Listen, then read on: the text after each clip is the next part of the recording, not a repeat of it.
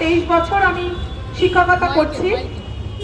আমাদের মেয়েদের এইভাবে দেখে একটা অন্য ভালো লাগা তৈরি হয়েছে, এই ভেবে যে ওরা প্রতিবাদের ভাষাটা শিখেছে, আমরা পেরেছি ওদের ব্যক্তিত্ব তৈরি করে দিতে, অন্যায়ের বিরুদ্ধে সোচ্চার হতে পেরেছে, ওরা মুখ ফুটে বলতে পেরেছে যেটা অন্যায় হয়েছে এর বিচার চাই।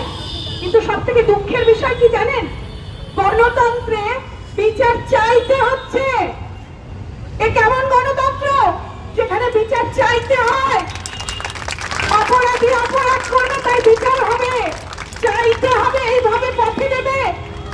একটা রবিবার ছাত্রীরা বিশ্রাম নেবে, পরের দিনের পড়া তৈরি করবে, আমরা টিচাররা খাতা দেখবো, তা না, আমাদের বিচার চাইতে রাজপথে নামতে হয়েছে।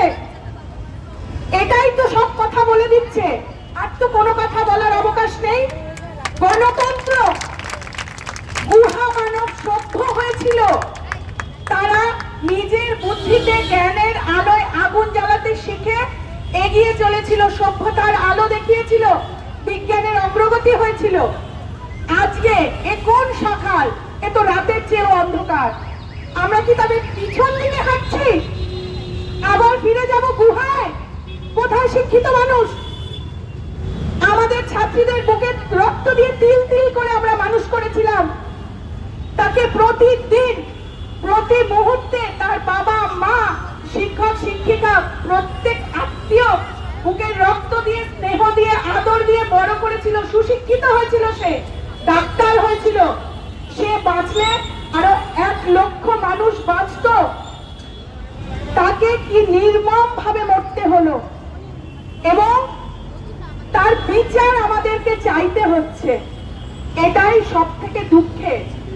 যেটা হয়ে গেছে সেটা আমরা ফেরত পাবো না, মায়ের বুকে আমরা তার সন্তানকে ফিরিয়ে দিতে পারবো না, কিন্তু যেটা পারবো সেটা হচ্ছে আমাদের সাহসটাকে আর আমরা ফিরে যেতে দেব না। আমরা আর দুর্বল হব না, আমরা সোচ্চার হব।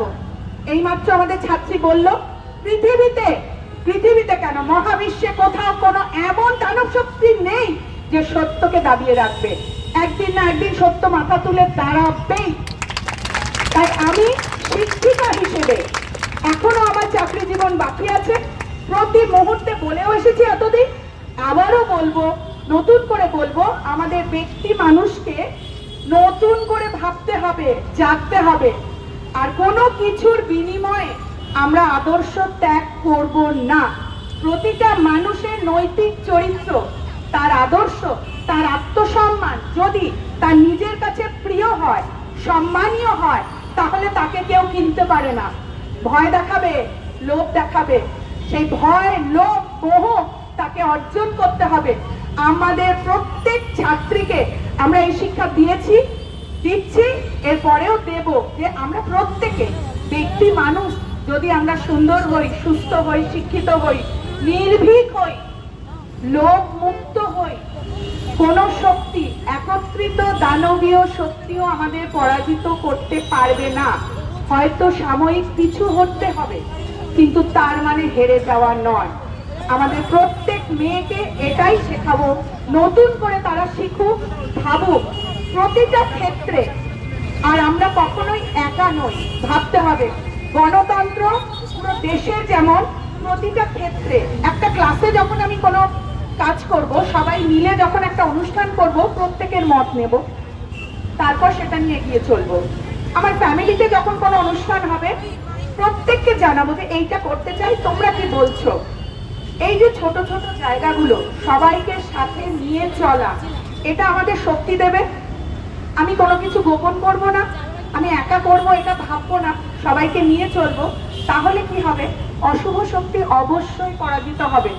ব্যক্তি মানুষকে আমাদেরকে নির্ভীক হতে হবে, লোভকে বর্জন করতে হবে। ভালো থাকার জন্য খুব বেশি কিছু লাগে না। ছাত্রীদের বলছি, এখানে যারা শুনতে পাচ্ছেন আমার কণ্ঠস্বর, তারা প্রত্যেকে নিজের মনেও এটা বিশ্বাস করেন, আমি জানি, যে ভালো থাকতে গেলে আমাদের খুব বেশি কিছু লাগে না। কিন্তু কার পিছনে ছুটছি আমরা, কিসের আশায়, কিসের নেশায়, কিসের জন্য এই ধ্বংস খেলায় মেতেছি আমরা, সভ্যতাকে পিছন দিকে পিছিয়ে নিয়ে যাচ্ছি। এই জায়গাটা থেকে আমাদের বিরত হওয়ার একটাই উপায়, আমাদের ব্যক্তি মানুষকে আরো উন্নীত হতে হবে সত্যের পথে, নিজের ভেতরে বিশ্বাসটাকে ফিরিয়ে আনতে হবে যে আমি পারবো। হয়তো সাময়িক একটুখানি মনে হবে যে আমি বোধহয় হেরে যাচ্ছি, সেইটাকে গুরুত্ব দিলে চলবে না। আমি যদি সৎ হই, আমার ভাবনায় যদি সত্যতা থাকে, আমার ভাবনা যদি স্বচ্ছ হয়, তাহলে জয় আসবেই। আমার মেয়েদের জন্য আমার এই বার্তাই আজকে আমি দেব যে প্রতিটা ক্ষেত্রে তোমরা নির্ভীক হও আর স্বচ্ছ থাকো। যেখানে অসুবিধা বড়দের সাথে যোগাযোগ করো, আর কোনোদিন কোনো লোকের কাছে পরাজিত হবে না। কোনো কিছু যেন তোমাকে কিনতে না পারে। তোমার একটা মত কোনো কিছুর বিনিময়ে সেটা যেন পাল্টে না যায়। তোমার মৌলিকতা তোমার কাছে, তোমার ভাবনার দাম তোমাকেই দিতে হবে। কেউ এগিয়ে এসে তোমার ভাবনার দাম দেবে না। বিশেষ করে আমরা মেয়েরাই কেন এত নির্যাতিত হবে? আজকে এই ঘটনা আর্জিকরে ঘটেছে, এই ঘটনা তো সারা পৃথিবীতে, সারা ভারতবর্ষে, সারা পশ্চিমবঙ্গে অহরহ ঘটছে। আজকে এমন জায়গায় ঘটেছে যে আমাদের দেয়ালে পিঠ থেকে গেছে। আমাদের প্রত্যেকের ঘরে সন্তান রয়েছে, তাদেরকে আমরা এইটা বলেই বড় করব যে কোনো কারণেই তুমি দুর্বল নাও, আর কোনো কিছুর বিনিময়ে তুমি বিক্রি হবে না। এই শপথ আজকে আমরা নেবো, আর এই বিশ্বাস করব কোনো দানবীয় শক্তি, কোনো অশুভ শক্তি, কোনো টাকার বিনিময়ে বা কোনো লোভের বিনিময়ে আমাদেরকে কিনতে পারবেন না।